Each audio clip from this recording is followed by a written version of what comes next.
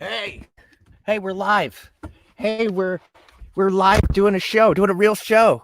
It's a show about me talking, me saying things that people tell me to say with words. Pretty cool. Um, I think you've all been here before. Every single one of you out there has been here before. No, I hope not. I hope some of you are new. I hope some of you were like, what the hell is this? Sound Booth Theater Live? I don't know. Let's click on it." And then you saw my face and were a little bit disappointed. But don't be disappointed too much because I actually have talents that I can show off today. And I will be showing off those talents with 3 different books. Let's see. So you guys requested um, of course. Oops, that is wrong. I didn't. Uh-oh. Charles Dean's Heroic Villain 3 was your number 1 um, request. Let me put it up on a banner because I did not prepare properly. Here it is. Heroic Villain 3 by Charles Dean. That's going to be our first read, and in theory, Charles Dean should be here, but he's not. So I might fire him as my Sound Booth Theater live co-host. We'll see. But after Heroic Villain 3, we will be going to Infernal Bones by Jonathan Smidt. And that one is the sequel to Bone Dungeon. If you haven't listened to Bone Dungeon yet, please go to Audible and find it. It is narrated by Mr. Will Watt and, a bunch of other SBT people are featured on it.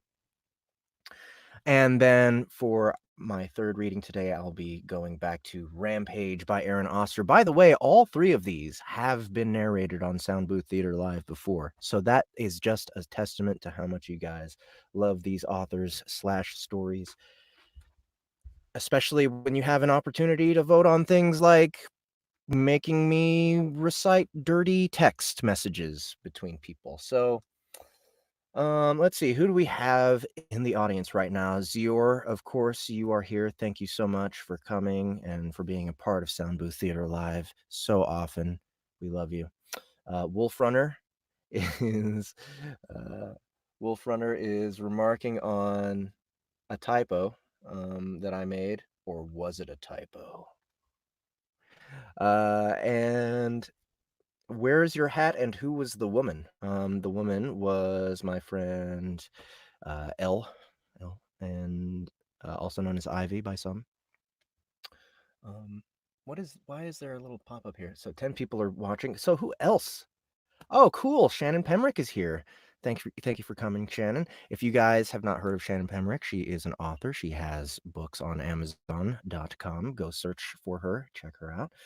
Zior, how dare you make implications? Cove001, I believe that's Corey Covert. I don't know how to. Is it Covert? Is your last name Covert? I just realized that your last name might be Covert, which is like one of the coolest last names you could possibly have. For the phone dungeon, you have to do a voice. Chilean supermodel. Chilean supermodel. That's an interesting request for a voice. Okay. Supermodel enraged Chilean supermodel. Wow. You're gonna have to give me an example because I don't even know if I've heard a Chilean person speak English. So yeah, if there's anyone else who's in the crowd on Facebook, on YouTube, please leave some comments, say hi so I can say hi back. All right, so let's move on. Charles said he was going to be late. He didn't say how late he was going to be. It's already 5 minutes. I'm scared. I'm alone. I'm cold. So I'm just going to go ahead and start narrating. He sent. His last name is Covert. Corey Covert. That is so epic. You are like destined to be a spy one day, sir. All right. Okay, so I know that this book is not finished yet, or at least if it is finished, Charles has drunkenly forgotten to publish it. But I'm excited about it. I've actually finished narrating War Eternus. It's all the sound effects are done for that one as well.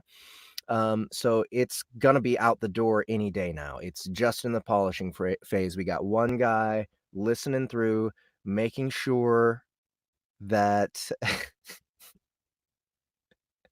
a woman enraged in a telenovela. Okay, that sounds really fun. Okay, so anyway, War Turnus 5 is almost done.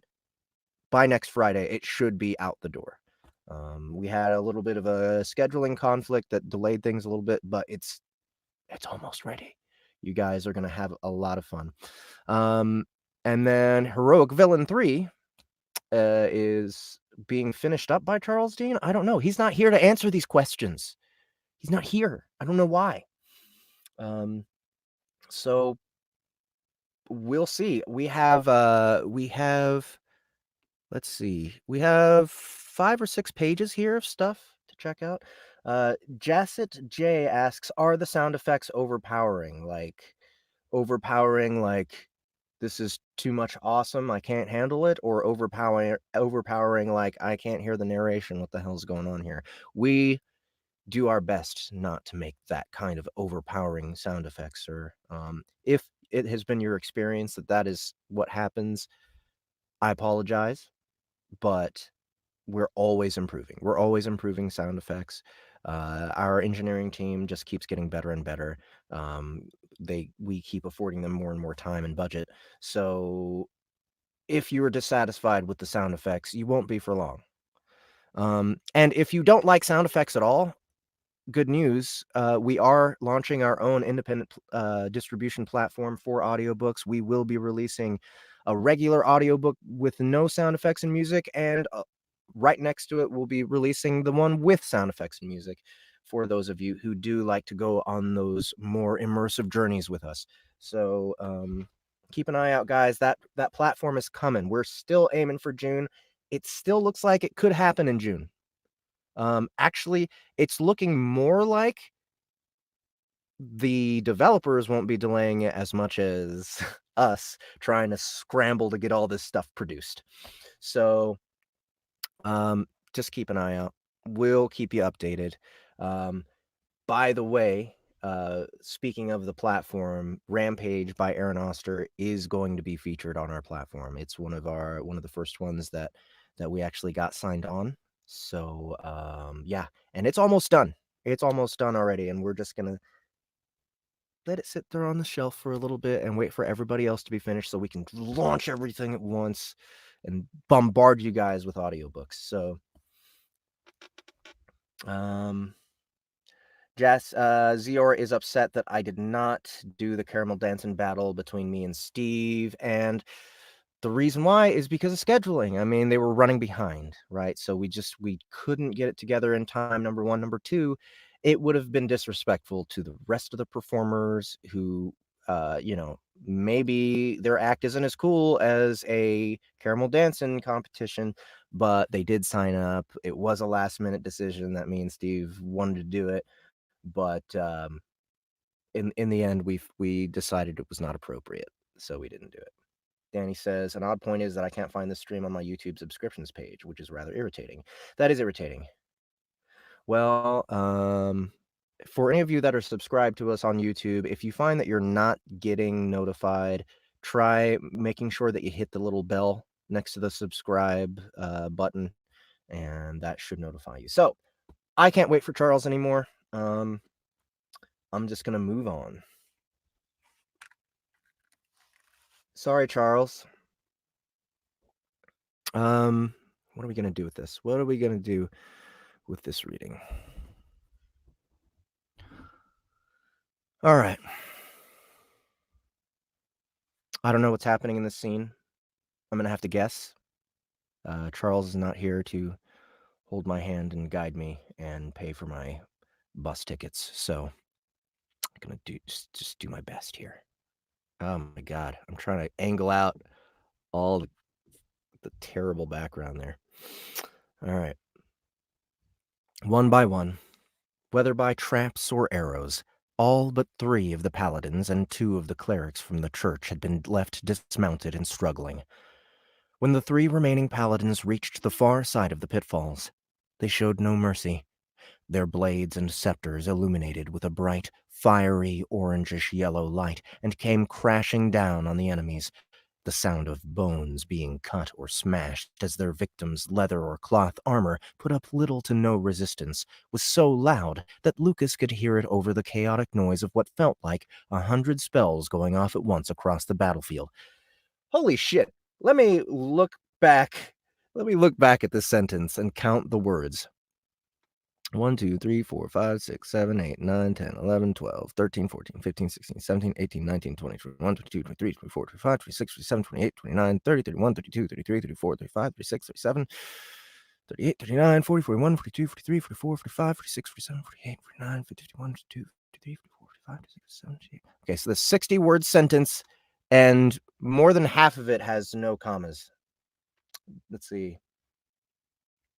I hit the bell thingy too, but YouTube isn't showing me that this channel is streaming until I specifically go to the channel. That is annoying. I was just listening to War Turnus when I got the live notification. Well, this is Heroic Villain, but you know, same author, same thing.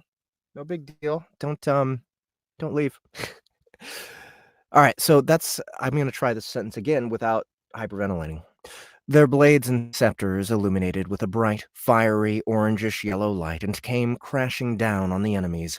The sound of bones being cut or smashed as their victims' leather or cloth armor put up little to no resistance was so loud that Lucas could hear it over the chaotic noise of what it felt like 100 spells going off at once across the battlefield. Dude, you got to work on your sentences. It's not edited. It's not his fault. Yes, it is his fault. Sort of. I don't know. As I am actually hearing all this. Am I actually hearing all this, or have I just gotten so used to the sound of crushed skulls and snapped bone that my mind is filling in the blanks as I see the slaughter? Lucas wondered, while watching the fight and listening to the various cracking and squelching noises. He didn't know whether it was good or bad that it was entirely possible he knew such sounds like the back of his hand. He had seen and listened as Nick, no further than 10 feet in front of him in most fights, had killed over 1,000 people with those types of magic-imbued one-handed weapon attacks. Sorry, guys, you're just gonna have to deal with the bad background because it's just terrible. I'm gonna try and lean over. Okay.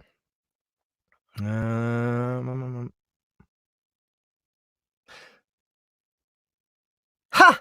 Fighting small fry when your true opponent is over here. And failing. Lilith called out loudly as she grabbed at Lucas's shoulder and waved at the 5 cavalry that had managed to charge their way through all opposition. What in the heck is your problem, woman? Lucas thought, sparing one final forlorn glance far in the distance, where his magical staff, the one that had all of his combat abilities, lay. Do you really need to call them over here when I don't have any proper way of defending myself? He cursed to himself. Oh, look who it is. Someone finally made it. Yeah, I actually told you I would be there at 6, and I thought I was going to be super late, like 6:30. And as soon as I got here, I was like, oh man, I'm going to make it on time. I finally got everything set up. I turn on it, and it's like, nope, not registering your webcam. I was like, no, technical difficulties. Which, if you saw yesterday, I had a huge set of technical difficulties then too. So this has just been like one day after the other. My computer just being like, I know you agreed to do something at a certain time, but fuck you. Yeah, well, that's what you get. That's what you get for being late all those other times. Right, and I want to let you know ahead of time that I've done something horrible that every gamer knows is a sin, which is I don't have push to talk, but I've got chips. Oh no. Not just regular chips either, like the crunchiest of pita chips, because I just want to fuck with people. Yeah. While you're reading, I just want to be like, here's the pita chips of the world. So, all right. Gotta warm up the loud sounds. All right. So, tell people about this shit, because I had to be like, I don't know. He wrote some stuff. I'm gonna read it. What have you already started reading it? Yeah. Oh shit. Yeah, well, yeah. So this is a fight scene which right before this, like we had like a 5,000 or 6,000 word fight scene, and then I was like, we can't send Jeff 5,000 words. That's just mean. Well, I just would have stopped. Like, Yeah. how many people to read for? Yeah, so we had to cut it down to 3,000, and basically this fight scene is the church has put together a group of paladins and clerics on horses, and they've come in and they've started slaughtering Lucas's people inside the campus right after their victory. Like, they're enjoying the hell out of, like, hey, we just won, we beat the headmistress, we have the campus, everything is going well, and then the church is like, hey, you're a bunch of demons, we have to take care of them. And that is that's the fight you're reading. And the problem with Lucas is, if you remember, the last book ended with a wait, am I allowed to be spoilers here? Yeah, what? I mean, I've already done it, so I guess it's your book. The last book ended kind of with an orgy, and Lucas had to log off and handle some real life stuff. So he's coming back, and he doesn't have his equipment on him, so he doesn't have his battle staff ready, and he's like got none of his spells, and he's just got to like. And yes, battle staff right after talking about an orgy does kind of sound misleading. What I meant to say was his hair isn't slicked back like a 1970s porn star like yours is. He doesn't have his battle staff ready. He's got none of his spells, so he's using arcane abilities for the first time this series. Okay, cool. All right. Well, then before I get back in here, before I was fucking rudely interrupted, when do you think you're going to be done writing this one?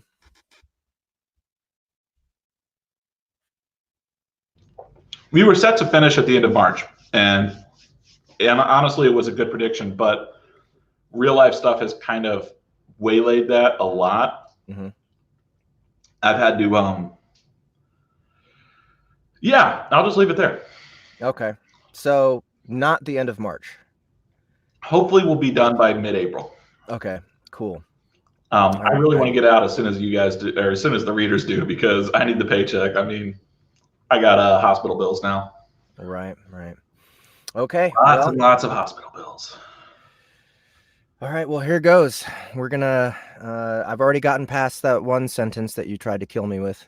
Which sentence was first that? Paragraph. The one that says their blades and scepters illuminated with a bright, fiery, orangish yellow light and came crashing down on the enemies. The sound of bones being cut or smashed as their victims' leather or cloth armor put up a little to no resistance was so loud that Lucas could hear it over the chaotic noise of what felt like 100 spells going off at once across the battlefield.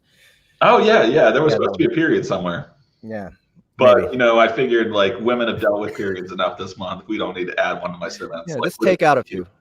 Take out a few per paragraph. Every now and then I want to send you, when I send you heroic villain Moby, I want to, like, make sure I just go through and I randomly delete one out of every 5 periods and just see, like, where you put them. Right. Okay. I'll, this is a fun, this is going to be a fun game while I'm narrating. Thank you for that. If you get them all right, like, I'll send you like a cookie that'll have like, hey, you did it, congratulations. Okay. But if you miss a single one, I'm gonna make sure I remember that forever. Okay. Well, if you send that cookie and there's no drugs in it, I'm throwing it at someone's face.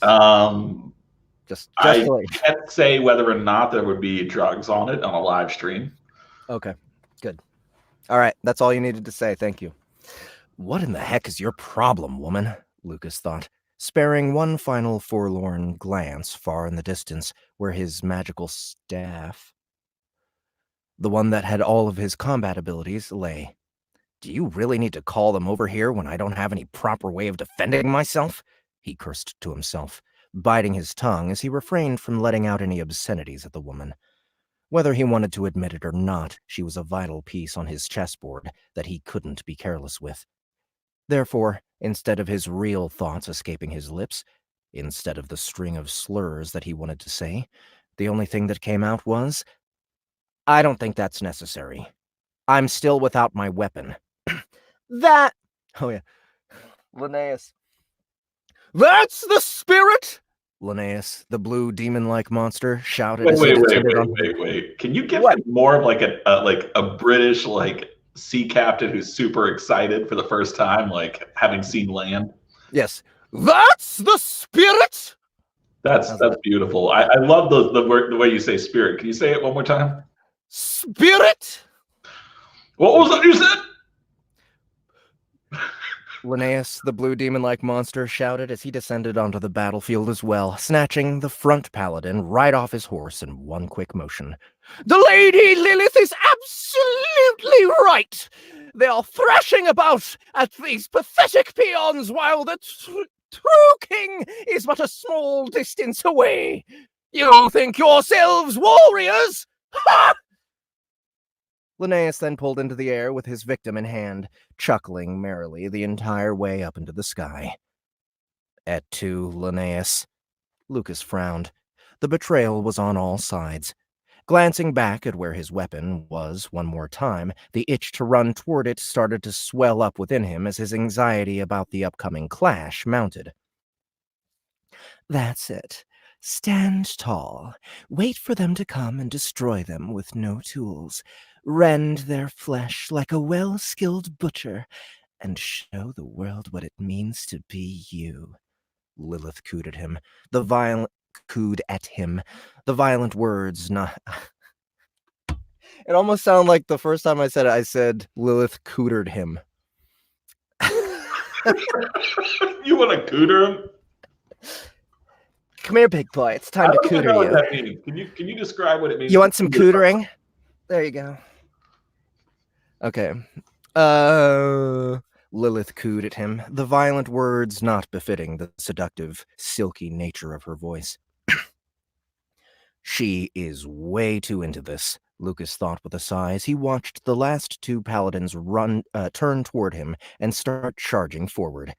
His last hope that they wouldn't notice him and the fight would settle without his interference had been crushed. They clearly knew he was there and were coming straight at him. Two giant, mounted, well-trained warriors against an unarmed, half-naked mage without a staff. What's the worst that could happen? Do you want the one on the left? Lucas asked, looking over to Lilith, only to be greeted with empty air. The woman had vanished. I'm going to murder someone. I need to fix that sentence. Uh-oh. Empty air. What did you do with empty air? Like, can air really be filled? Like, it's either there or it's not. It's a substance. It takes up space. It's not something that can technically be empty. It's not a container. That was a fuck up. That's a fuck up. That was a fuck up. But it might have been. Docking your pay. Bam. Yeah. All right. Not only was Lucas going to be fighting against these horrible conditions, but his one hope that he at least wouldn't be alone and there would be a crazy psycho lady assisting him had been crushed instantly by the unpredictable nature of the woman. Prepare to die in the name of the church! A female paladin shouted as she charged at Lucas with her male compatriot, the two of them thundering along on their barded war horses, covered from head to toe in heavy, gold-etched and fancifully embossed plate armor. From a distance, Lucas had thought the enemies on their mounts looked strong, well-built, and amazingly powerful. But up close, none of those descriptions seemed right. As they were charging at him at around 40 miles per hour, the only word that Lucas could use to describe them was terrifying. Fear started to seep into his bones, and snaking lines of adrenaline began to wrap themselves around his heart and body, closing out his mind and narrowing his vision as he started taking deep breaths and preparing for the fight. Can I pause you for a second? What's up? I've talked to about 4 or 5 people about this, but what does adrenaline actually feel like to you? Like, when I was fighting, I just felt high. I didn't really feel the adrenaline, but other people like describe it all the time, and I'm just like, huh. For me, adrenaline is almost like electricity. So you don't just like get that high feeling, like your mind just kind of blanks and you're just like, I'm ready for this. This is gonna happen. Nope. Nope. Feels like to me. Pretty much. Man, I used to love that feeling. It was like the only good part of like competitive fighting was like right when that bell was about to ring, and like for the first like 30 seconds before the fight started, and you're like staring at the guy and you just like it just starts building up in you and you're like, oh man, this feels amazing. I mean, for me it's like I haven't been in that situation where I'm actually in competition fighting somebody, but like, I mean, you've been in a bar fight, right? No, actually. What? Yeah, we can fix that if you want. I need to come I visit do you. not want to fight you in a bar because I feel like Well, we no, could no, throw this out that's there. cheating. That's cheating. We have to go to Yeah. a bar together and start shit with somebody and have fight them.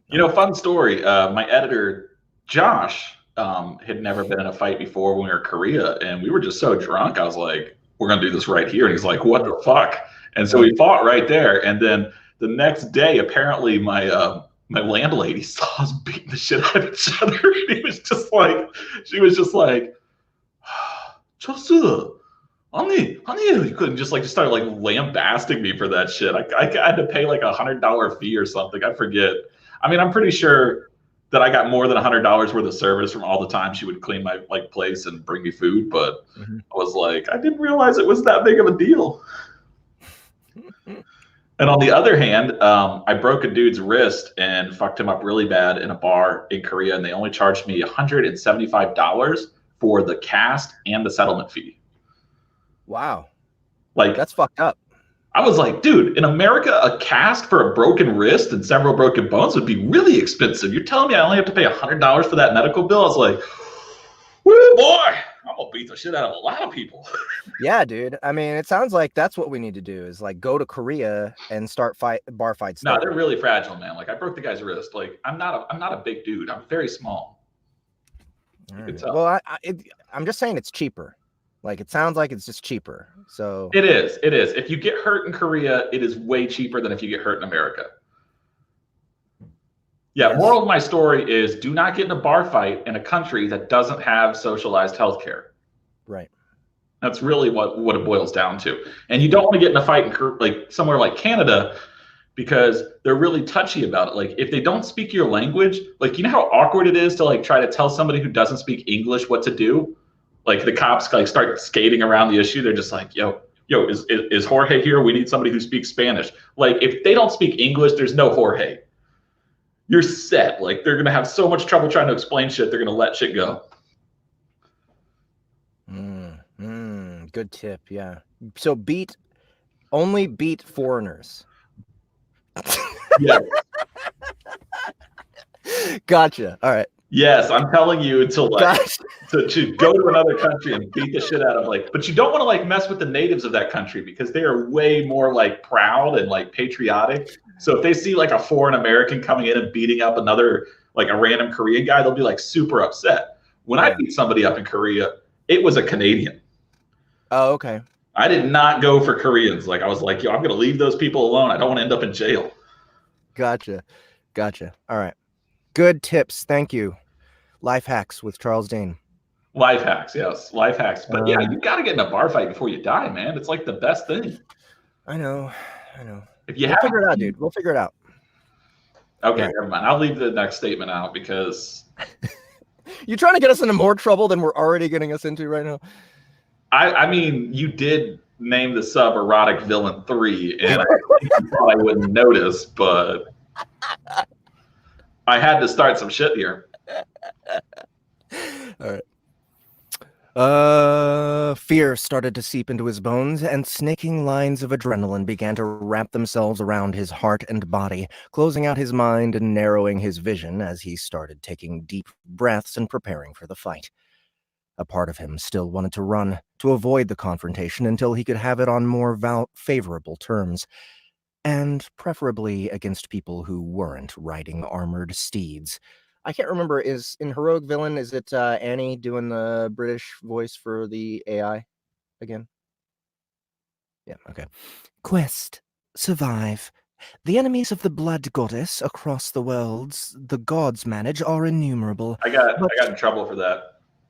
Everybody is like, apparently it's sexist to have all the AIs as women. And I was like, the AIs aren't all women. If you're a man or if you're a woman and you prefer men, the AI will customize itself to you. Of course, this is the 21st century. When I pick up my fucking Siri, it's a girl, but my wife's Siri sounds like a fucking British dude. I was like, why would any guy have an AI talk to them as a guy? Like, that doesn't make sense. Like, you want something that sounds pleasant to your ear. Indeed. I wonder what she's doing. Oh, blending some orange juice? I don't know what that is. Okay. The enemies of the blood goddess across the worlds the gods manage are innumerable, but your enemies count even greater within the territories of the Imperium. Your political adversaries, discovering your allegiance to a heretical god, have financially encouraged the church and its officials to cleanse the land of your presence. Your enemies in the city of Kent are oh, Jesus What fucking the fuck Christ. was that sound effect? I don't know, dude. I'm just fucking up this way and that. Okay, Jeff, Left do and you right. have a beer near you? No. You need a drink. It's heroic villain. It's not meant to be read sober. Okay. One sec.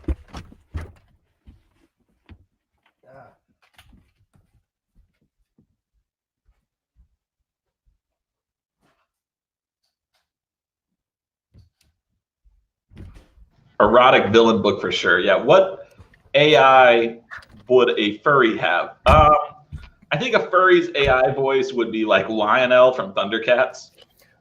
What's wrong, Lionel?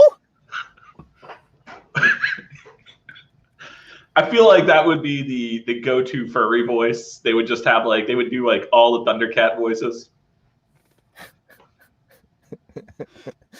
All right. Cheers. Got some cider going on. Oh, wonderful. They've cut me off on alcohol. What? All the stores near me are closed. Really? That's some bullshit. And I appreciate the love for the beard. The beard is really what makes a man. It's the ability to say fuck you to society. I'm not going to pay a goddamn like $1.50 every fucking morning to get the proper razors to cut my face. Yeah. All right. So Jonathan Smidt has just joined the stream. Hey, Jonathan. I know this guy. What's up? Yeah. Right? The weird green-haired guy? That guy. You know, he's got green I feel like we met somewhere and had alcohol together. Dragon Con? Can't remember that week. Well, then it was probably Dragon Con. All right. I just popped you on to say hi real quick, Jonathan. I'm going to pop you back out, and then when it's your turn, I'm going to pop Charles out. What? Sounds like a plan. You're getting rid of him? Well, I mean, we don't have to. I don't know. I definitely want to get rid of you when it's not your turn. You're welcome to get rid of me. Because I've got things to do. Because last time you were on and other people's stuff was being read, everyone was mad at you. Yes, that was true. I'm quite mean. I know everyone was mad at you. Well, they were just like, dude, let him read. It's someone else's stuff. Oh shit! I'm gonna take my glasses out though, because I got screenception here going on the webcam. Oh yeah. Oh my god, that's horrific. All right, we'll leave you on while I fumble around this AI narration. Your enemies in the city of Kent are Your enemies in the city of Kent are eagerly awaiting news of the church's success. You must defeat the attackers for both the sake of your newfound cult and to protect your dignity and burgeoning reputation as an undefeated leader within the lands of the Imperium. Reward: luck +50, fortitude +10. Fail result: charisma -100. All enemy factions within your territories and dungeons will receive a temporary +25% damage bonus against members of your faction for 48 hours. There, that's better. Okay. It's a better view, I think. Okay, so I don't know. It's a little. I've been meaning to ask them, but who's that in the background? That is Elle, my friend, who also does work for SPT sometimes. Just friend from forever ago, and she's in town because she's usually traveling constantly, just backpacking through Europe all the time. That sounds miserable. Now she can't. Way too much walking. So yeah, I don't know. I don't know what she's doing back there. Okay. You backseat trolley whore. Lucas cursed internally at the system the moment the message appeared. Freaking no good 2-bit malware-infested floppy drive transferred system 32 file. The only comfort he took in this particular quest was the fact that it didn't come with the usual all-or-nothing stakes that he had started to get accustomed to. This time, he'd lose some charisma, but it wouldn't be more than the charisma he had gained simply from being a vampire lord to begin with. At worst, he would have to deal with the damage bonus, but given the way that players usually streamed and trickled through his territory lately, that wouldn't be something he couldn't handle either. The quest, Survive, has been modified. New fail result. Charisma minus 200. I'm sorry, that fucking blender is distracting the shit out of me. Okay. All enemy factions within your territories and dungeons will receive a temporary plus 50% damage bonus against members of your faction for 72 hours. I'm like, I have to like do this on speed run here. Why do you have to do it on speed run? Because we're running out of time. We're into Jonathan's time now. Oh, I was going to interrupt you and regale you with a story about trolley horse. Okay. Let me get through like. Jesus, there's 4 more pages. I can't. I'm gonna have to go through. I'm gonna have to find a good stopping spot. Then you can tell me your story. All right. Lucas blinked. Wait, did the AI just get mad at me for calling it a backseat trolley whore? Lucas squinted for a second. He knew that was an impossibility. There was no way for the AI to be sentient enough to modify any of the codes or conditions of the quest out of spite. The fact that this new failure condition appeared was most likely the result of something else happening in the environment. But the timing still had thrown Lucas for a loop and broken his concentration. Enemies. Focus, Lucas told himself as the 2 paladins got closer. In his head, he still had no idea what he was going to do. As they closed in, he did the only thing he could think of. He threw his arms out like a mage in one of the LARPing videos he had watched on BlueTube and pushed all of the arcane energy he could channel at any given moment out of his palms and toward the incoming horses. The effect was, needless to say, nearly non-existent, given he wasn't using a conduit device and he didn't have a class specializing in arcane energy. The most he could channel out of his hands at any given time was 1% of his total mana. Without structure, the mana's damage potential was even worse than 1/5 that amount with proper crystals and a magic circuit to channel the power. The end result was a burst of energy that rippled through the air, distorting the environment and creating a mirage-like effect as light seemed to refract oddly off the flow of arcane force. Lucas frowned as he realized such an unfocused blast wouldn't be enough to damage the warhorses and their riders in the slightest, but what he didn't expect was that the two sword chops from the unhurt enemies would miss. They didn't just miss a little bit either.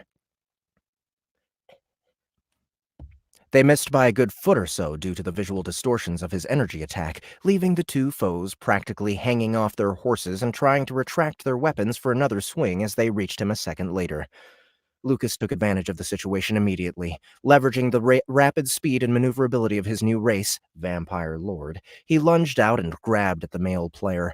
The collision against the great momentum and firm steel of the plate armor practically shattered Lucas's face as it slammed into the man's abdomen, the hurried leap not having given Lucas enough time to even reach the chest of the man.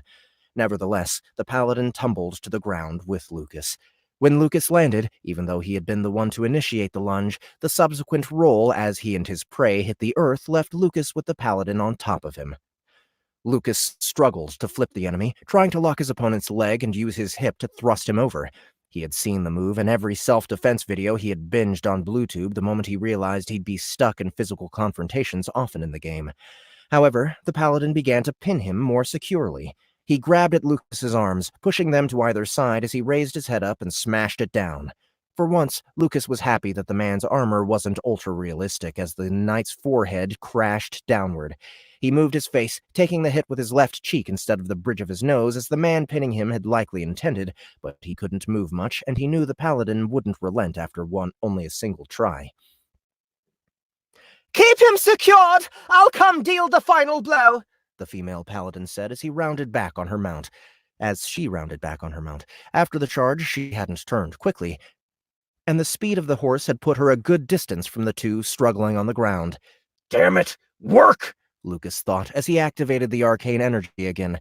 He didn't have much control over it, but this time he did everything he could to aim the channeled energy out of his hand and in a straight line. It was the most control he supposed one could have over the twisting death force that was unprocessed arcane energy. The energy attack instantly started to corrode the armor around the man's wrist, where Lucas did his best to aim the blast. After less than a second, Lucas could tell from the man's face that he was in a lot of pain from the raw magic assault. The arcane energy was beginning to eat into the man's flesh. While barely any of his body was visible, the little parts of skin Lucas could see around the wrist, where the sleeve had gotten caught and didn't extend properly into the gauntlet, were starting to turn black and putrid. That's right. Lucas slipped into his evil persona the moment he could sense he had even the slightest advantage. He bucked the right side of his hips up as hard as he could, this time successfully rolling the now hurting fighter off of him. Now Lucas was on top, the fighter beneath him. You thought you could defeat me so easily? I must admire your gumption, using your head in the only way I expect that thick, empty skull would ever be good for. But alas, you're too weak. Your death will be slow and painful, and I will extract from you every ounce of torment I can as I educate you on the gravity of your error. I will teach you with every piece of flesh I rend and sear with my magic how weak and pathetic you really are, Lucas exclaimed, cocking his head back and laughing as he continued to assault the body of the man he had pinned beneath him. Since the paladin's body had started to go limp, Lucas stopped targeting the man's wrist, put his hands on the downed man's chest, and began pumping the corrupting power straight toward his hapless prey's lungs, hoping that it would stifle the man's breathing and finish him off faster. Oh my! The female paladin's voice came from off to the side. Lucas looked over, confused as to why she was saying that, only to see her blushing face as she used her weapon hand to pull some of her long blonde hair out of her eyes and turned her head a little. Lucas was grateful the woman had stopped her assault and hadn't maced him in the back of his head with her heavy spike-tipped scepter. I didn't know you two were into that type of... Oh my, the girl said again. I'll just record this to preserve your special moment. What in the hell is she talking about? Lucas wondered, realizing that the girl was clearly a player, unlike what he had originally thought. Then he looked back at the guy he was killing and realized the horrible misunderstanding. She thinks I seduced him. Lucas opened his mouth in shock, not sure how to process what was going on, as he did everything in his power to block the thought out of his brain. Yes, that's it! Kiss! The woman insisted, misinterpreting Lucas's horrified face. Smush your two overly handsome, beautiful faces together and kiss! All right, we're going to stop there. Obviously, Erotic Villain 3 is the gay version. The gay part. Yeah, it's the gay harem. We lean into harem. It. Lucas seduces everyone. He doesn't just stop with women, and he ends up becoming president of the United States. Nice, yeah. It sounds so that he can seduce Putin. Awesome. So, guys, if you are as excited about Heroic Villain 3 as I am, but you haven't listened to the audio yet, or if you have, and you have to be reminded that it exists, check the description in the YouTube video below. You will find links to both Heroic Villains in audio. And according to Charles, he will potentially, hopefully be done with Heroic Villain 3 by mid-April. Hopefully. And if not... I mean, I might have issues with the funeral plans. Okay. So if it doesn't make it by mid-April, don't harass him yet. No, feel free to harass me. It's fine. Okay. All right. So just start harassing him mid-April, and maybe that will make him poop out a script. That is how I produce them. Right. Okay. I eat a bunch of words, and then I just poop onto a paper. It's a magical process. We actually did a live streaming of it, but like Twitch got very upset when I pulled down my pants and I was like all over the place. Twitch was like, you can't do that. That's against policies. And I was like, isn't that how you write the policies? See, I do that Thursdays, but I mask it with bourbon and they look past it. Clever.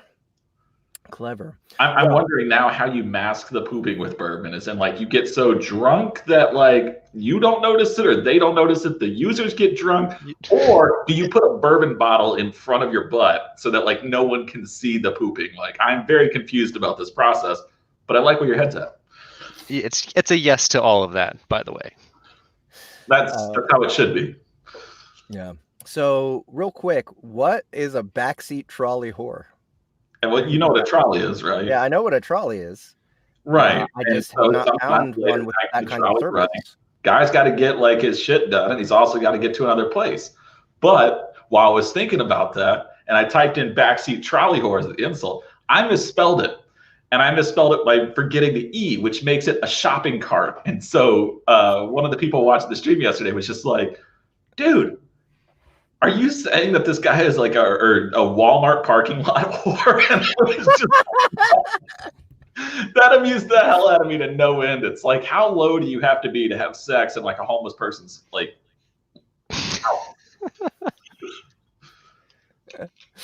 Oh man. It's called charity. Yeah, it's a good. Is this the prologue? Is this the beginning of the book, or is this somewhere in the middle? Actually, that's near the beginning. Okay. I was going to send you the scene with Lou and Lucas, but everybody says that was too steamy, and I can't do that on a broadcast. Really? Okay. Well, I was also going to send you the scene with like him and Putin, but that was also too steamy. Okay. Putin on the Ritz. I mean, be honest. Lucas and Putin, that's a natural. Like, it's got to happen. It's a heroic villain. Yeah. Well, I would say then everyone who wants to see those things that are way too steamy, be sure to request them for the next SBTL. Are you going to make me write like a Lucas Putin? Yes, I am. Yes, I am. Someone please request Lucas and Putin fanfic for the next Sound Booth Theater Live. Oh man, I don't know which is more disturbing about that. But it would be Putin or the fact that he'd be cheap. I'm confused. All right, thank you, Charles, for requesting that preview to your newest book. Everyone is chomping at the bit to hear it, and yeah, thanks for coming along. I see how it is. Yeah, if you can promise to behave yourself, you can stick around. See, I like your next reader a lot, or author a lot, so I'm gonna leave out of respect. Okay. Ooh. All right. Because he was a really cool person, and I can't help myself. I have asshole comments anytime I hear something. I mean, we Mystery Science Theater it up all the time with my work. Oh, really? Oh my God, that was the best show ever. Right? Dude, did you not like love to comment over their comments while you were watching the show? Yes, and then also, I mean, I spent some time at DragonCon actually watching their panel because why not? Yeah, there's just a really short distance between my brain and my tongue. So like as soon as I think of something, it's already out of my mouth, and people are just like, "God, you're such an asshole, Charles." And I'm like, "I'm really not. I'm just stating the obvious like conclusion of what occurred here." Like somebody. I mean, generally, if you're going for comedy value, you just put on the mute button, and people think you're a really engaged mime, and they can watch your facial reactions and your mouth move, but hear nothing. Or I could just mime everything and then eat chips really loudly.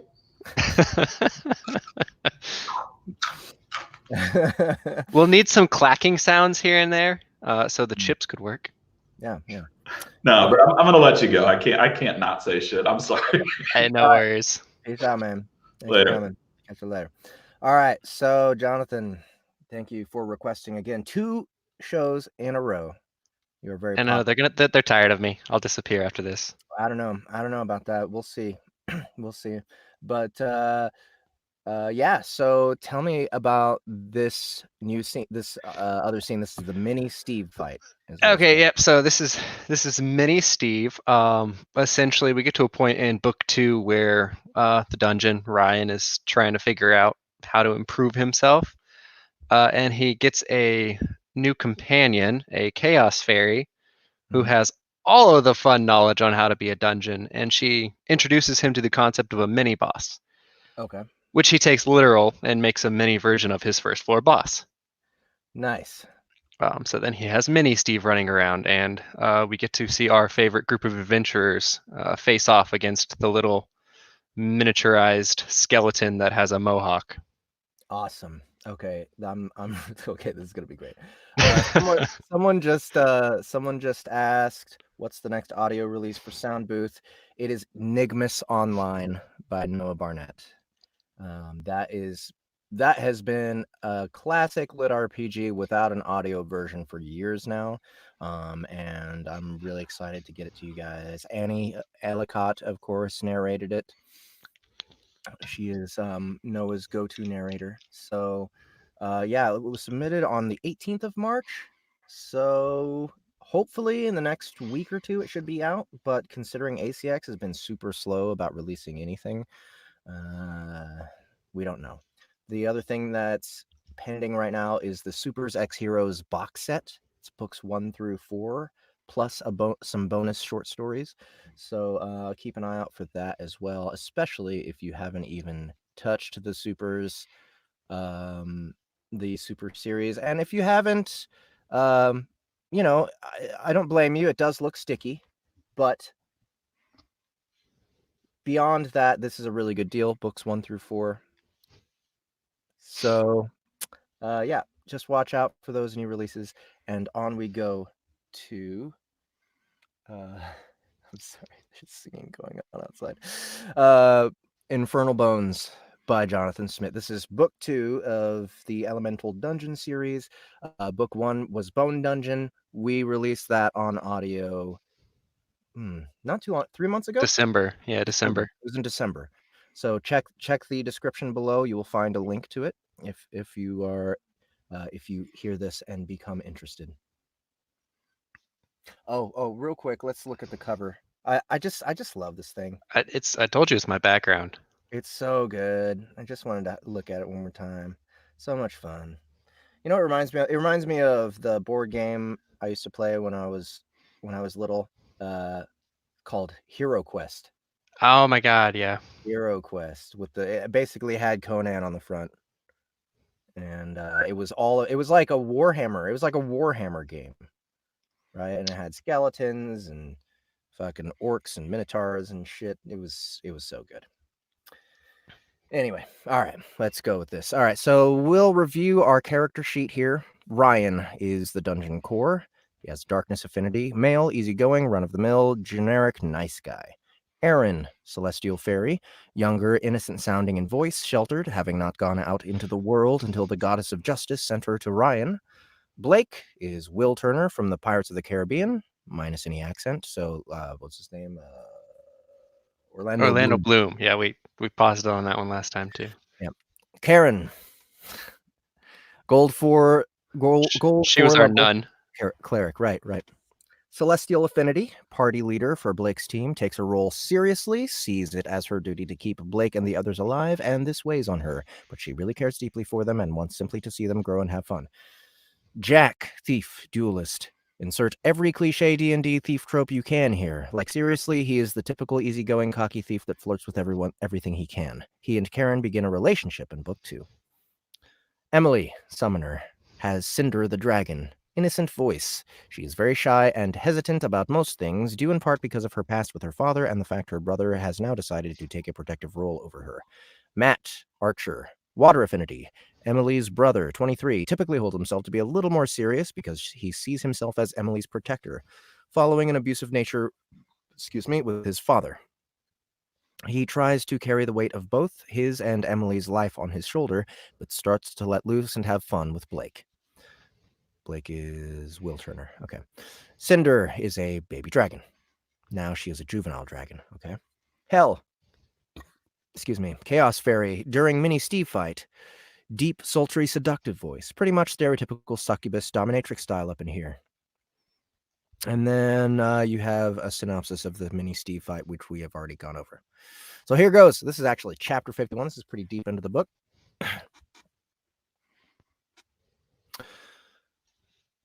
While Ryan loved countless things about Blake's party, there was one trait that stood out this time. They were extremely lucky. Ryan hadn't really thought about this before. However, as he watched them finish off the last clacker in the trapped wind room, lifting his dark mana and allowing oxygen back in, he took a moment to appreciate their luck. After all, what else could it be? They were led by an extremely capable Gold 4 cleric. Jack was a wolfkin, which, as far as Ryan could tell, was extremely rare and powerful. Emily had a dragon as her summon, and Blake had two affinities. All of those meant the party was not only special, but extremely lucky. And now, as Minnie Steve prepared to spring up and attack them, they had just managed to deactivate the trap which would have otherwise made their fight even more difficult, and potentially deadly. Ryan didn't want them to die to Minnie Steve, and he would have probably lifted the trap if it seemed they were going to succumb to the suffocation. But still, sometimes he wondered just what type of luck the party had. Ryan knew he wasn't one to comment, as he had already survived multiple situations by the very same divine style of luck that Blake's party had. Maybe that was what drew them all together? As the party took a moment to heal, glancing about as the dropped loot as they did, a small panel of floor in a dark corner of the room began to move. The panel was one of the new trapdoors Ryan had implemented. The culprit was Minnie Steve, ready to make his appearance. "What was up with those skeletal fighters?" Blake asked as he looked over his party members. Blake is... where'd he go? Will Turner. There it is. Okay. Blake asked as he looked over his party members. Karen was just finishing healing the scratches Matt and Emily had sustained, but paused to look at the pile of bones that remained of one of the fighters. Jack had blasted it apart in a sudden burst of wind and rage, while Blake had cut the other in half with a golden sword of celestial energy. "I'm not entirely sure," the cleric responded, the golden light fading from her hand as she finished her task. "I think I've read somewhere about mobs with different colored names, but I'm not sure." She looked from Blake to Jack. "Whatever it is, this dungeon is definitely getting more dangerous. We need to make sure we are..." Her words were cut off as Jack screamed out in pain. The duelist suddenly dropped to one knee as one of his scimitars fell from his hand. He grasped his knee tightly, where the crimson of blood could easily be seen. Ryan felt his excitement growing. Minnie Steve had entered the fight and drawn first blood. His two fairies were reacting in similar yet different ways. Erin was tense, a mixture of excitement and concern for her favorite party. Hell was practically shaking with excitement and an emotion that Ryan couldn't quite put a finger on. Something that seemed almost like hunger, yet more intimate? Whatever the emotion was, the fight breaking out was happening so quickly Ryan didn't have time to ponder it. The moment Jack hit the ground, grabbing at his knee, Minnie Steve was already moving. The dark tendrils flowing from his tiny armored form grew taut, and the mini-boss pulled on them, yanking Jack backwards with a sudden force Ryan had not expected from the little skeleton. "What in the name of the goddess is that?" Blake cried, turning immediately to face the little terror that had attacked the party. The specter of Balance's sword suddenly came to life with golden light. With his celestial-clad sword, he rapidly moved to cut through the dark tendrils of mana connecting the bone spikes in Jack's knee to Minnie Steve. At the same time, his shield glowed black, sending a wave of energy in the boss's direction. Normally, the taunt worked on Ryan's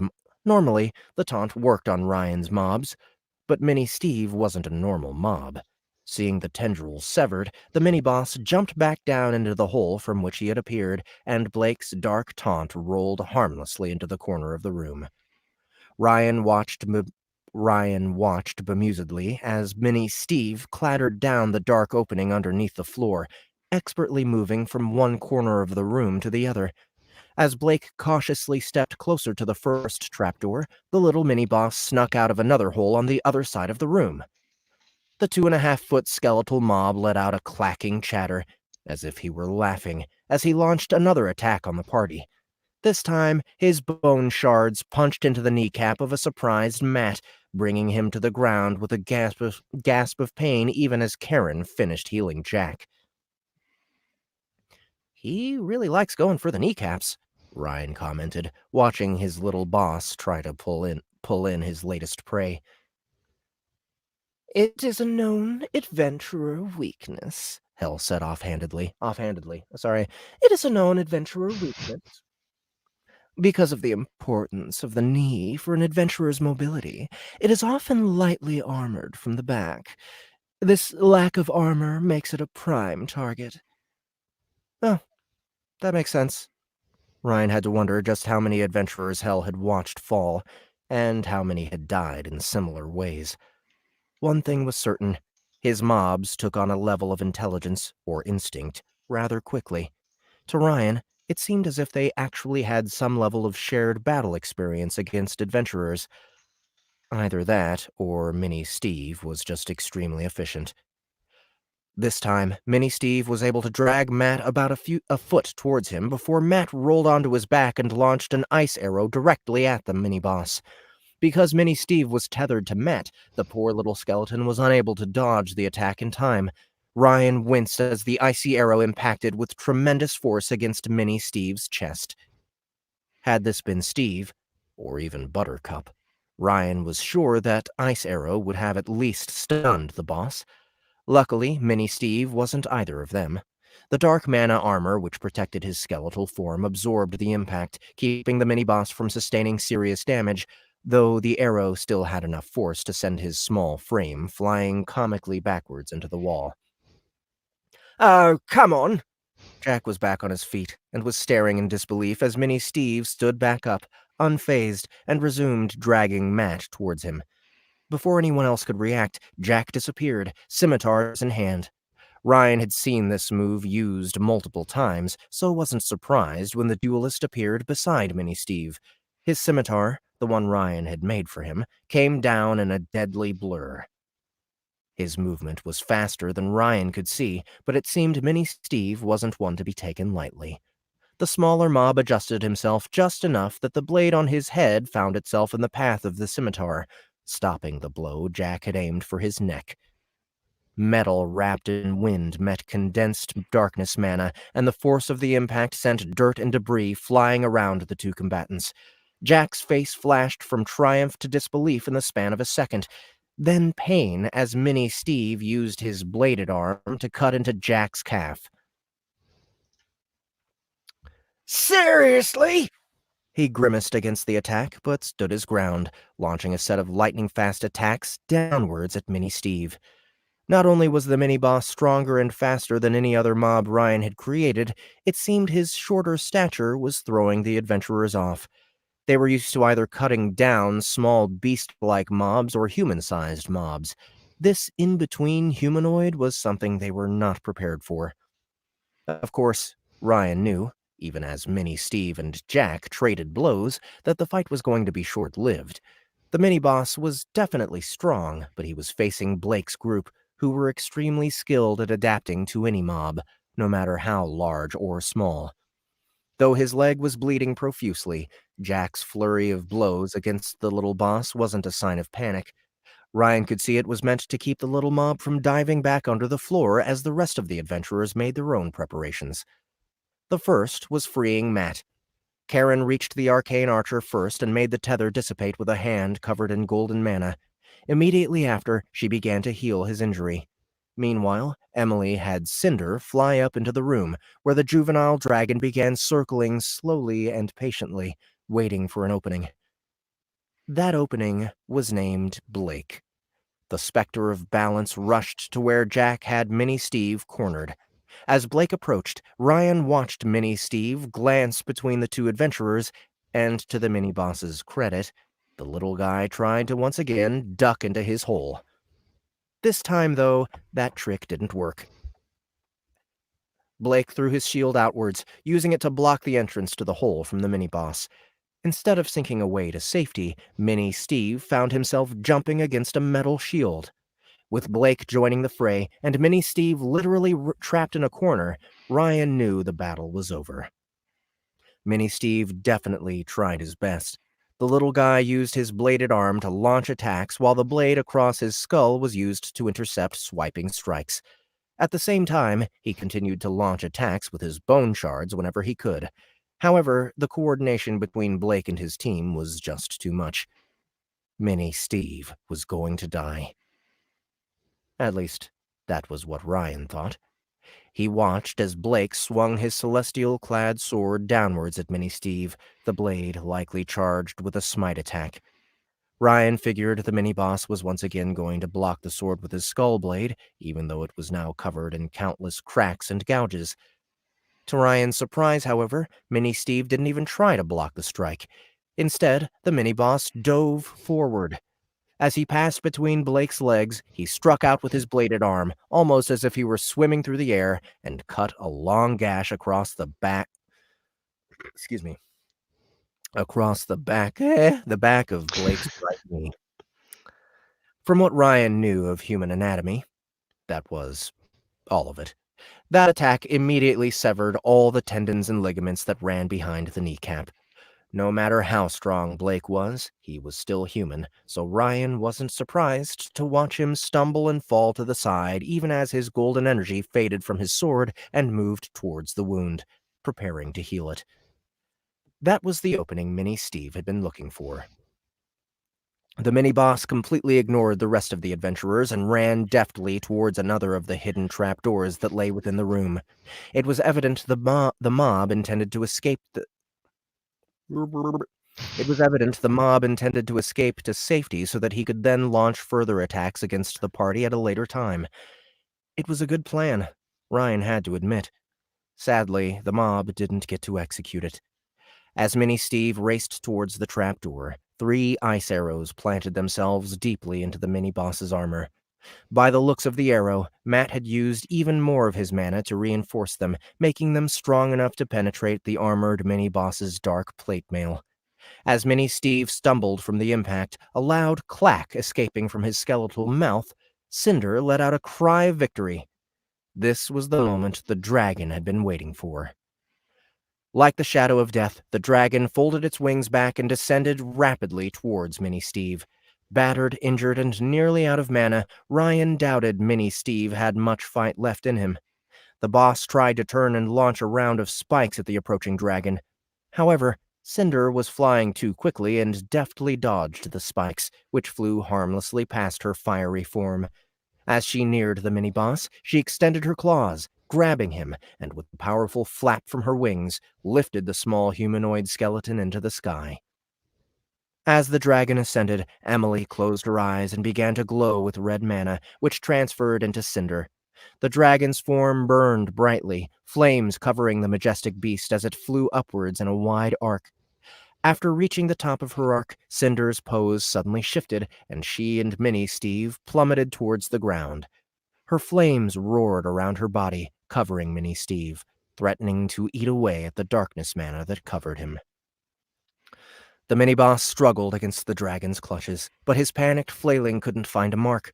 While his short stature had made him more effective against Blake and Jack, it meant his attacks couldn't reach the dragon's body or wings and only glanced off Cinder's armored legs. As Cinder neared the floor, she suddenly spread her wings wide and let go of Mini-Steve. The mini-boss flew with even greater acceleration the last couple of feet before smashing against the rock in a fiery crash with enough force to actually crater the ground. Mini-Steve's body burst apart in a hall of fire, bones, and ash. And just like that, the first battle of Mini-Steve was over. Ryan had to admit he doubted he would get to see such a spectacular battle again anytime soon.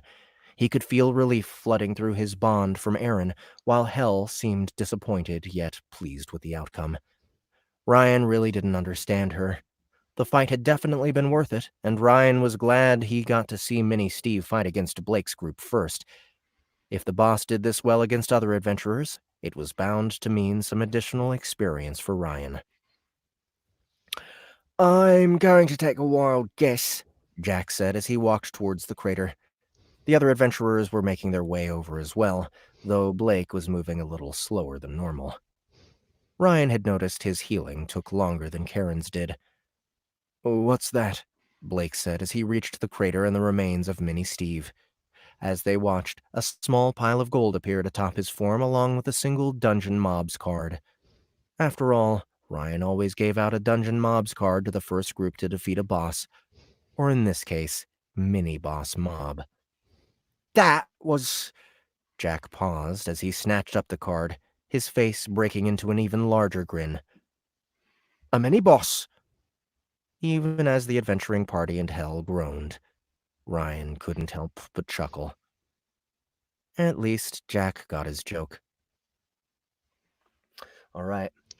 And that is that. Huzzah!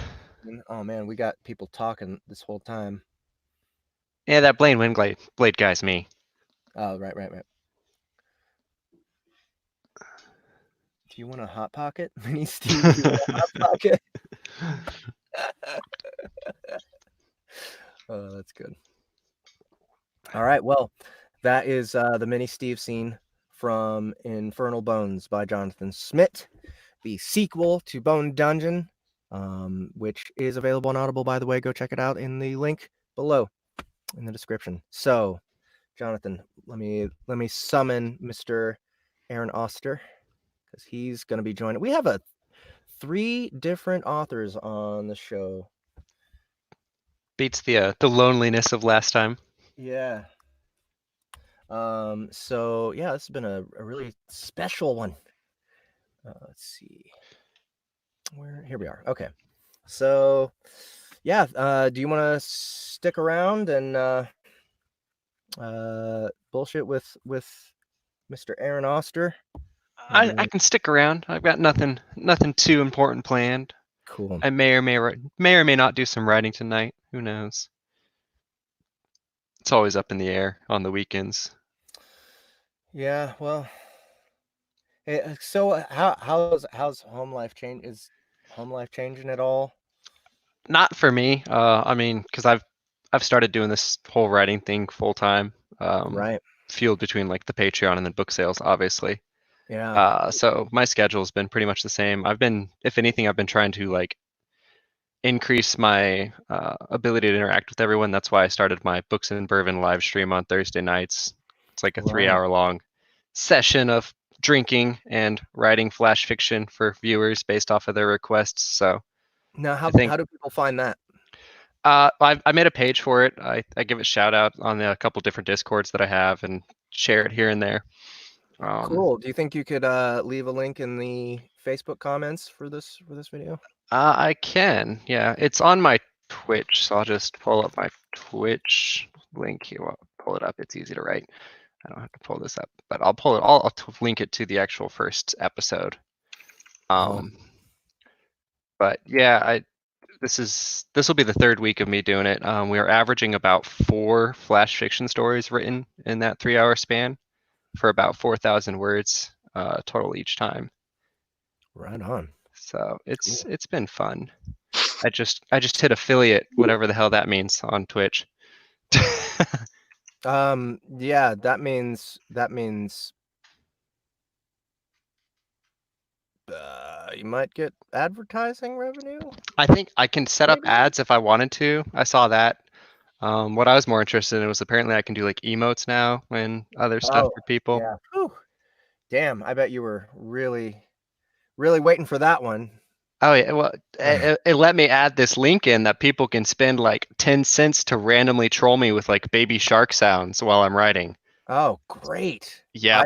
That's always, I always wished while I was narrating and streaming for people that there was some way for them to completely like throw you out of the zone. Yep. In every way they possibly could. And baby shark sounds like the best way to do it. So I think I'm gonna have to join Twitch and get this affiliate thing going so I could never get work done ever again. Right. Yeah, I just figured it was the greatest way to encourage people. Yeah, I'm there for their entertainment for 3 hours, and I'm sure they want to troll the hell out of me. It's the internet. Right. So we are now joined by Mr. Aaron Auster, author of Rampage, which is something that we are working on in Sound Booth Theater Studios right now. It's going really well, actually. I think half the sound effects are done.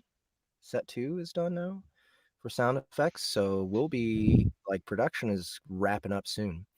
But I mean, since we started narrating this one, I mean, you've released what, 2 more books in this series, Aaron? No, just one. Just one. These are typically longer than I usually write. I think the last one was about 510 pages, something like that. And it's not game lit or anything, so I don't get that extra padding with the stat sheets and everything. Right. So about 175,000 words. So they take me a bit longer, Right. and I, release them not as frequently, basically. Right. So, yeah, I did do a reading of Rampage a few requests only ago.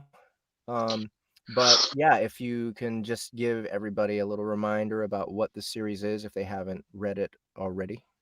Yeah, sure. So basically, the series follows two main characters. The main character's name is Arbor. He's the male lead, and then the female lead is a sister. Her name is Karia. Basically, the series kind of follows the both of them. Arbor gets something. He's about to get married, like at the beginning of the series. Then there's basically this whole red wedding kind of situation, and everybody ends up dying except for the two of them. So they basically set out, both doing their own things, and yeah, that's pretty much all I can really say without ruining the entire thing. Okay, cool. Well, yeah, I know that the crew has been having fun with this one. Um, I've done a few voices in this one. I got to be the main baddie. Well, not the main baddie, like the guy. Um, shit, what is his name? He was he has this weird name. He's there at the wedding. Oh, is it Ramson? Yes, I Yeah, got. all right. Yeah, so that's the bit I'm gonna have you read today, chapter Oh, 4. excellent. So actually, when I came across this character, Annie Ellicott is narrating, by the way, everyone. And she's, here at Sound Booth Theater, narrators are taking on more than just a narration role anymore. Now we're all kind of trying to become directors of a wider experience. We're incorporating so much into these productions now with, multicast and with sound effects and music. There has to be someone who has a cohesive vision behind all these things, and we can't just have like everyone comes up with their ideas and everyone throws them in the middle anymore. It just can't work out that way. And so Annie was pretty she's been really good about reaching out to all of us actors and telling us what she expects from us, and gives us good character descriptions. And so for Ramson, right? Yeah. Ramson, um it occurred to me that her description of him wasn't the kind of villain that I'm used to doing. A lot of authors like to write their villains completely, one way, uh like super evil, like, monstrous, kind of 100% like just evil incarnate, or like really incompetent and like limp-wristed and like easy to hate just because he's annoying, kind of. And I can do both of those villains. I love chewing scenery, I love doing that stuff, but not really a challenge. And this guy was a challenge because he's like full of himself and dark, but also competent, but not like weird, unrealistic, pure evil either. He's like just sort of cold and calculating and a bit sadistic. So I wanted to try something a little more human with him. I wanted to like experiment a little bit more and try a style that I've never tried before as far as um, acting for a character. So I hope that I can make it come across as well as I did with the audiobook version. We'll Oh see. yeah, definitely. Like to hear that. I mean, yeah, when writing him particularly, I was thinking like if there's gonna be like a main villain in the series, like do I want it to be just like the typical, asshole, the guy that just does things just for whatever. I can't really get too into it without ruining it, because you really find out towards the end of the book why he's really doing this whole thing, like what his reason is. So yeah, it makes his character more interesting to follow when I have to cut to him, because he does get his own scenes in the second book. So yeah, I was thinking of just ways to make him more interesting. Right. Okay. So we're gonna try this. All right. Rampage by Aaron Auster. Oh, and before we get started, let's go ahead and take a look at this beautiful cover one more time. Oh my God, so cool! I remember when I first saw that posted on Facebook. I was like, we do this one, because it's very arresting. I love the color scheme. We're just getting these hints of red, and like blue is just blasting us in the face, and it feels really haunting, and I get a real sense of the world from this. So very impressed with this cover, and here goes. Arbor was exhausted. I think Arbor's the brother, right? Yeah, he's the brother. Played by Justin Thomas James in the actual audiobook. Arbor was exhausted. He had been walking for days, and even his new magic didn't seem to work on sore feet. Not that he even knew what his magic could actually do. His boots were worn out, and his clothes were barely holding up any better. He resolved himself to get new clothing once they reached Grend. And a horse. Definitely a horse, he thought. Maybe even two. All around him, black, leafless trunks stood, cracking in the light breeze. Stopping for a moment, he pulled his map out once again. According to Silver, he should already have reached Grend, or at least caught sight of it. Sorry. I'm sure you guys can't hear the outside noise, but I can. He put the map back in his bag with a sound of disgust. There was a hill up ahead. Maybe he'd get a better view from the top. Arbor trudged up the hill, his aching feet crying out in protest. As he crested the hill, his eyes widened, and he gasped audibly.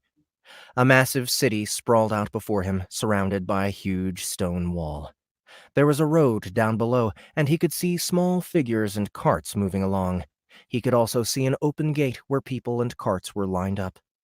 It seemed that he'd finally reached his destination. With a sigh of relief, he began the long trek down to the road below. It took him the better part of an hour, but he finally reached the road. Upon reaching the road, he realized how tall the walls actually were. Made of massive stone blocks and piled atop one another, the wall stood over 50 feet tall. Walking towards the gate, he was soon forced to stop and wait his turn until a cart in front of him moved on ahead.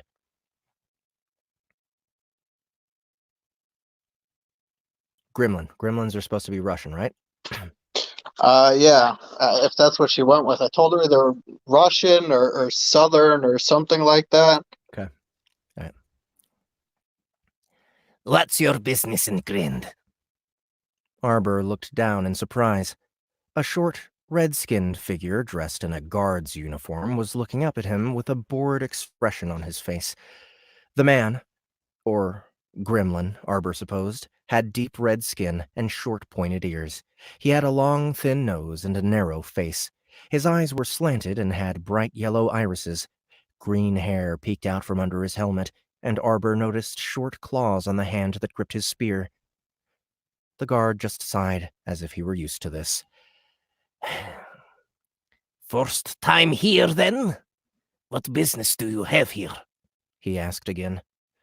Arbor had prepared for this in advance. Silver had warned him that he'd need a cover story once he reached the city.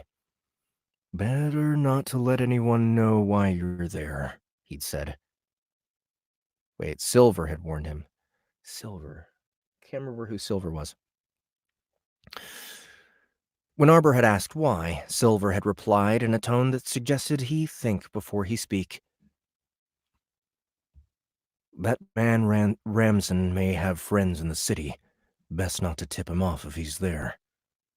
Arbor had felt a little annoyed at Silver's tone of voice, but in the end had decided he was probably correct.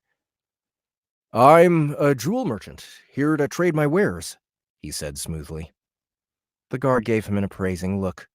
Arbor was dressed in tattered clothes, and the heavy spike of his sheathed glaive peeked over his shoulder.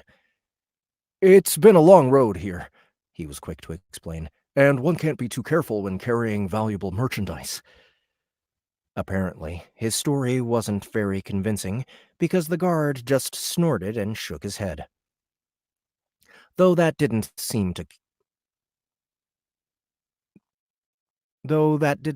care either way, as he launched. That didn't seem to matter either way, as he launched into what sounded like a well-rehearsed speech.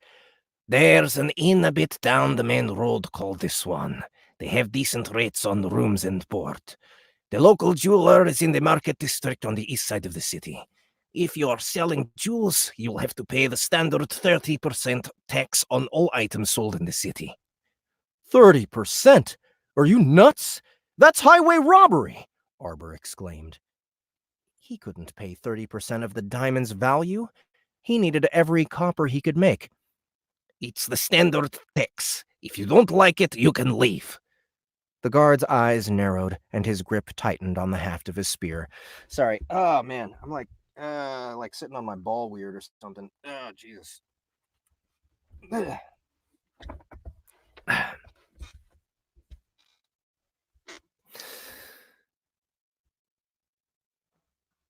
The guard's eyes narrowed, and his grip tightened on the haft of his spear.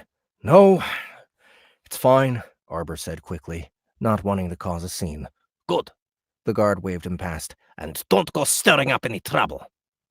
Arbor nodded, then headed through the massive open gates, trying not to gawk.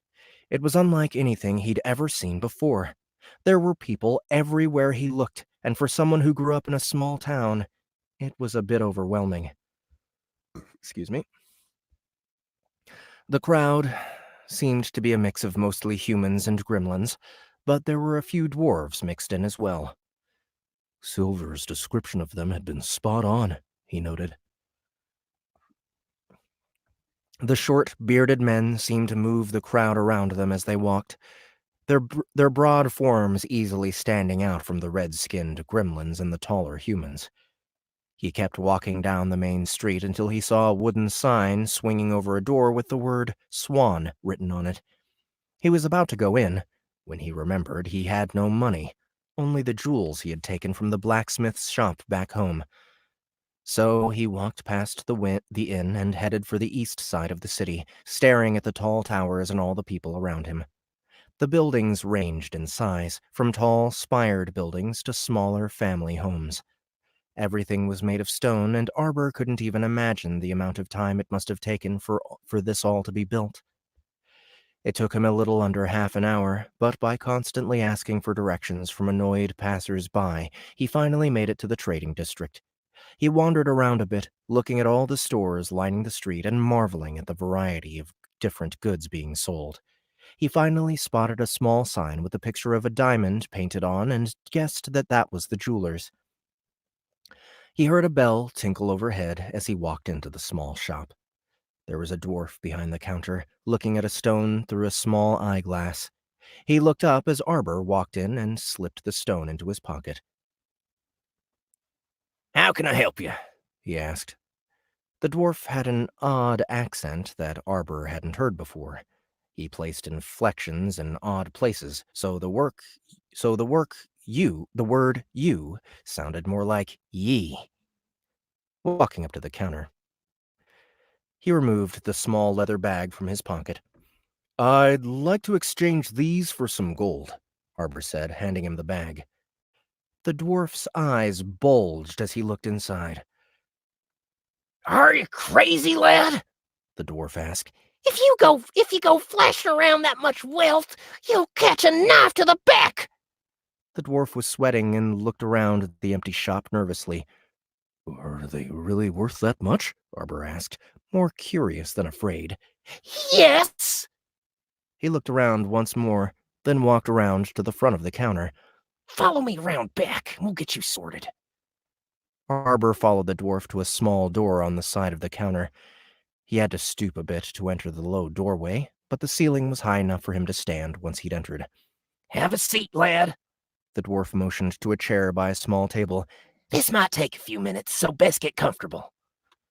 Arbor nodded his thanks and sank into the chair as the dwarf emptied the small pouch onto the table. There were 16 gems in all, 5 blue, 6 red, 4 yellow, and 1 clear. They varied in size, with the yellow being the largest and the clear one the smallest. The dwarf took his looking glass out once again, and, muttering to himself, began examining the stones. After a while of looking, muttering, and note-taking, the dwarf looked up.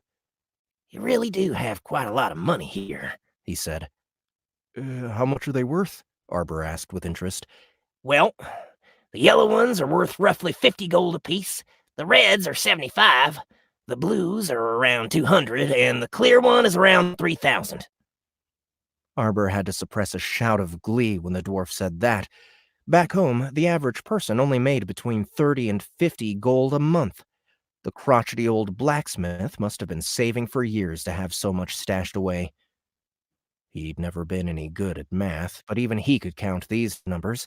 That was over 4,500 gold. He said so out loud, and the dwarf nodded. 4,650 to be accurate. I can give you 100 golden coins. The rest I can give you in trader's notes. What are those? He'd never heard of trader's notes. Trader's notes can be exchanged for coin at any trading guild or bank owned by the kingdom. I would recommend the guild, though, as their taxes are far less than the king's, the dwarf said with a wink. So, do we have a deal? He asked, holding out his hand. Oh, no. So, do we have a deal? He asked, holding out his hand. Arbor reached out and shook it. The dwarf smiled, then swept the gems back into the bag and placed them in his pocket. He opened a drawer and began counting notes. He placed 6 notes in front of Arbor. These are each worth 1,000, he said, pointing to 4 of the larger notes. This one is 500, and this one is 50. He pointed to 2 smaller notes. Arbor picked them up. They felt odd in his hand. Not like paper at all. More like cloth. There was an official-looking seal on all of them, with numbers declaring their value. The dwarf then placed a sack of glittering coins, containing copper, silver, and gold, on the table as well. The way currency worked in Ladrin wasn't too complicated. The lowest denomination was the copper coin. There were 10 copper to a silver and 100 silver to a gold. There were also larger gold bars that banks and merchants used, worth anywhere from 100 to 1,000 gold, depending on the weight. Arbor picked up the small sack of coins and tied it to his belt. Thank you for your business, lad. Now, is there anything else I can help you with? Arbor thought on that for a few moments, before nodding. Do you know where I might be able to buy some horses? Arbor now stood inside the stables. The dwarf hadn't just told him where he could buy a horse, but had also told where he could find trail rations and new clothes as well. The stable master was a nice enough man and gave him a fair price on 2 horses and a full set tack for both. He also showed him how to properly saddle and care for them after a day's ride. He directed him to where he could buy feed for the horses as well. That was the garbage disposal. It took Arbor another hour, but at last he was done with his shopping spree. His coin purse was now 63 gold lighter and 6 silver lighter, but he had everything he would need for a month-long journey. He also bought a small metal cylinder on a thin chain where he could store his trader's notes. This he slipped over his neck and tucked under his shirt to rest near his other valuables. First thought in my head was he was talking about his boobs. His other valuables. Okay. The light was starting to fade as he headed back to the Swan to see if he could still get a room for the night. He was passing a narrow alley when he heard a scream echo from within. He looked around quickly, trying to see if anyone was going to help. He was shocked, though, when everyone just turned the other way, ignoring the obvious sounds of distress. Arbor felt his blood boil as he watched this. How could people so callously ignore someone in need? Quickly dismounting, he tied his 2 horses to a nearby post, then ran into the alley. The light was noticeably dimmer inside the alley, and it took a few moments for his vision to adjust. What he saw, however, disgusted him even more than the people outside who were ignoring the cries for help. 4 male gremlins were standing around a single female gremlin and beating her. The female was on the ground, trying to cover herself as they mercilessly kicked her and pleading for mercy. Her face was tear-streaked, and he could see she wouldn't last much longer. "Leave her alone!" Arbor shouted, running up and grabbing one of the gremlins by the shoulder. The guard turned around, a sneer coming to his face. "This is official city business," the gremlin said, pointing to a patch on his chest. "Now move along, unless you want to get hurt." The other gremlins had stopped beating the girl and were now watching him in obvious interest. "You're supposed to be city guards?" Arbor asked, appalled. Why were city guards beating an innocent girl? Arbor didn't care who they were. He couldn't stand bullies. So, drawing his glaive, he took up a fighting stance. "I won't ask you again. Leave or die. It's your choice." "Look at this! The little shit thinks he could beat us!" the ringleader said, drawing a sword from his belt. "Let's show him what we do to lawbreakers around here." Arbor took a step back and widened his stance. The alley was narrow, so they would only be able to come at him 1 or 2 at a time, though they would still outnumber him. As the first gremlin approached, he quickly stepped forward, thrusting the heavy blade towards his midsection. The blade sunk a few inches into the red creature with a sickening squelch, and he looked at Arbor in shock. Arbor quickly pulled the blade out and spun it, knocking the second gremlin's sword to the side with a loud clang. Bringing the spiked end around in a wide sweep, he cracked him over the head, knocking him to the ground, where he lay dazed.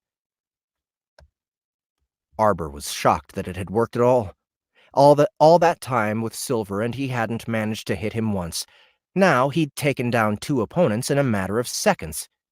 The other 2 approached, more wary now that half their number was down.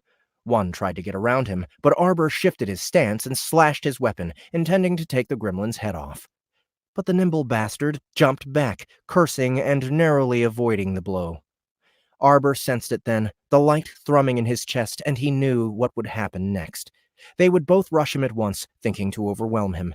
One would slash at his legs, and the other at his head. It seemed that the gremlins didn't know much about taking on someone with a 2-handed weapon, though, as it wasn't a very good plan. They both charged at him and slashed at the same time. Arbor turned his glaive in a half circle and neatly knocked both to the side at once. Then, allowing his grip to slide up near the blade, he pulled it back and thrust forward, stabbing one of them through the eye. He pulled the blade free and turned to the last gremlin, who'd already begun stepping back. "Looks like all your friends are gone. Care for a fair fight?" Arbor growled, taking a threatening step forward. The gremlin's eyes widened in terror. Then he dropped his sword and ran from the alley, throwing dire threats over his shoulder. "The guards will be here for you soon! You'll be hanged for this!" Arbor just sighed and sheathed his weapon. He went over to the gremlin girl and bent down. "It's okay. They're gone. They won't hurt you anymore. My name is Arbor, by the way. What's yours?" The girl looked up at him, then, and he finally got a good look at her face. Arbor was slightly taken aback. She was pretty in a weird, alien sort of way. She had a lighter red complexion than the gremlins he'd seen so far. Dark blue hair hung to her shoulders, and small, pointed ears peeked out from within. She had bright blue eyes that looked back at him from under slanted brows. She had a small, pert nose and full lips colored a darker red than her face. She also had a rather impressive bust, with just a hint of cleavage showing. A narrow waist and wide hips completed her rather fetching figure. Now that she was standing, he could see that she was slightly taller than the other gremlins, standing a little under 5.5 feet. Thank you for saving me. Her voice was lighter than he'd expected. My name is Grakvain, but you can just call me Grak, she said, wiping her tear-streaked face. She had some visible bruising on her face and arms, and he was sure that her long dress hid further injuries. Can you tell me why they were hurting you? I didn't have enough money to pay my... I didn't have enough money to pay my taxes this month. The city guards are awful, constantly raising taxes and claiming them in the name of the king. And when you can't pay them... A loud horn blared, interrupting Grak in the middle of her explanation. Then an alarm began ringing, and Grak's face paled. We need to leave, now! I take it we've been found out? Arbor asked. Grak nodded, then grabbed his hand and ran for the alley entrance. You killed 3 city guards. They'll hang you for that, and likely me along with you. Well, that's not good, he muttered to himself. Dying wasn't an option right now. At least, not until he managed to save his sister and avenge his family. They came running out of the alley, and Arbor stopped, looking for his horses. Why are you stopping? We need to run, Grak said, pulling his arm. Finally spotting them, he pulled her towards them. I have horses. Which way is the fastest out of the city? That way. There's a small gate on the south side that might still be open, she said as the two of them mounted up. The alarm was now ringing louder, and Grak spun her horse to the south gate, kicking it into a gallop. Arbor followed behind her, yelling for people to get out of the way. Men, dwarves, and gremlins alike dove out of the way, cursing at them as they galloped through the crowded streets. Finally, the gate came into view, but what he saw made his heart skip a beat. They were closing the gate. Arbor spurred his horse faster, kicking its ribs and shouting. He overtook Grak and bolted toward the gate guards at what was surely a dangerous pace for his horse. He drew his glaive and threw it like a javelin at one of the guards. He was only trying to distract the gremlin, but the blade actually hit him, sinking deep into his shoulder, causing him to spin away from the gate. That was all they needed.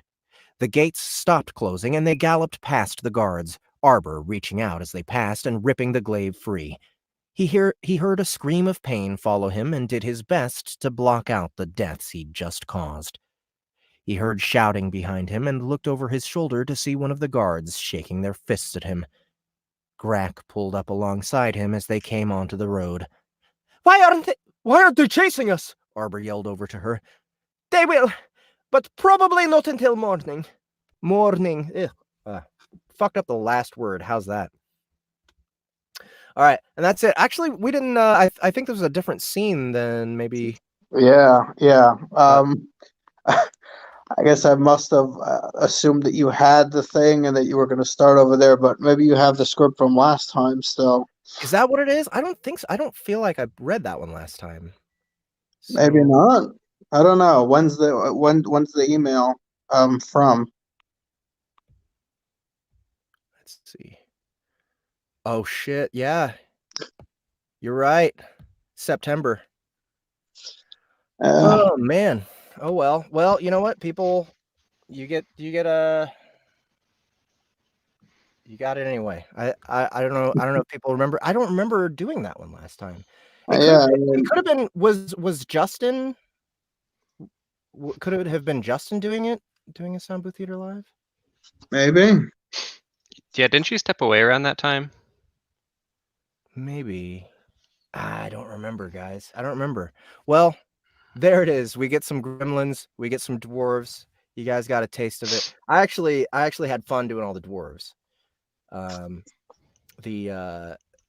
There's actually only the 2 dwarves that I think were in the first book.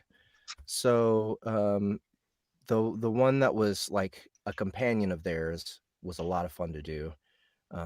Just going Southern dwarf is like it's a nice change from the Scottish. And then the gremlins. I like how you have gremlins that are like different than gremlins that we're used to. They're almost like a mix. They're almost like somewhere between a kobold and a goblin, you know, with the red skin and stuff. And then they're a little more sophisticated as far as culture than gremlins that we're used to. So Yeah, I mean, definitely not the, cave dwelling, like butt scratching kind of gremlins. You got right. Na na na na na na na na na. Yeah, Don't get them wet. Feed them. Yeah. Feed them after midnight. I gotta admit, those are my favorite types of gremlins, but these could grow on me. Yeah, all right. Well, guys, that is the show for today. Remember, everything that I have read on this stream has a link in the description below for the YouTube video. So if any of those interested you and you hadn't started them yet, go ahead and check them out. Remember to like and subscribe to this channel if you haven't already, if this is your first time watching. And yeah, that's about it. Hang out with us in the Facebook group, hang out with us in Discord. And until next time, again, Jonathan and Aaron, thank you so much for coming and joining me. Thank you, Charles, for coming earlier and disrupting everything, as you always do. We all love you for that. And yeah, I guess everyone have a good night. Always a pleasure. Yeah, it's awesome being here. All right.